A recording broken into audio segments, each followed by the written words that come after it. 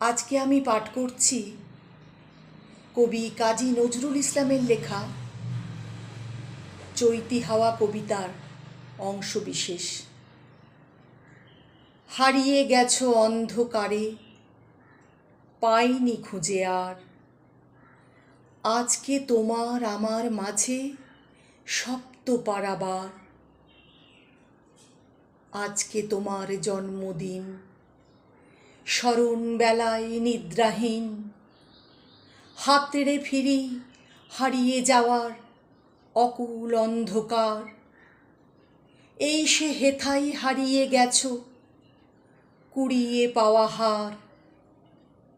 শূন্য ছিল নিতল দিঘির শীতল কালো জল, কেন তুমি ফুটলে সেথা ব্যথার নীলোৎপল। আধার দিঘির রাঙলে মুখ, নিটোল ঢেউয়ের ভাঙলে বুক, কোন পূজারি নীল ছিঁড়ে